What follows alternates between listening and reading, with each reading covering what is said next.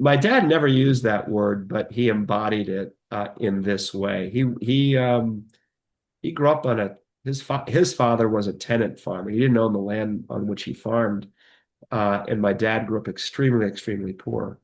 Went to World War II, fought in World War II, and then became a finance executive at a publicly traded company. And he always felt like he had achieved way more than he ever should have. Mm. And one of the refrains that echoed throughout my childhood was, to whom much is given, much is asked. And that was a powerful model for me, and many of the mentors that I alluded to, as well as others that I didn't. They modeled for me that we're here to make this place a better place for others. And if that's not what we're about, we're probably not going to make much of an impact.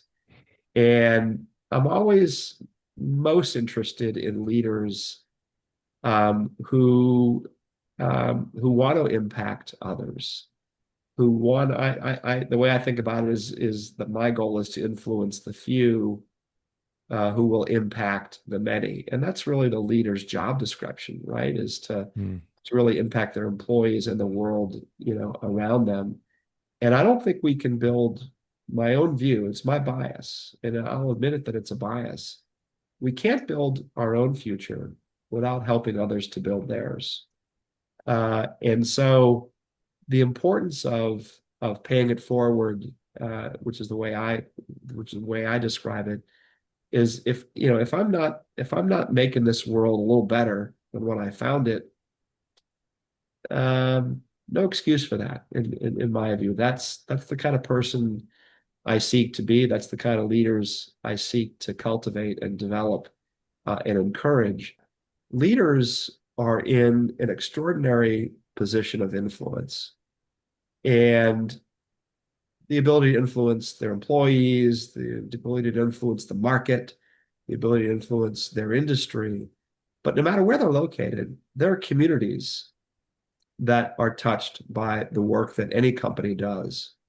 And the leaders who see that connection and seek to contribute to that are the kind of leaders I want to hang out with, and the kind of leaders I want to develop, because I measure my main KPI is how many families am I impacting, and Mm. it's not just the CEOs that are in my groups, but it's their families, it's the communities in which they live, and the families and communities of their entire workforce.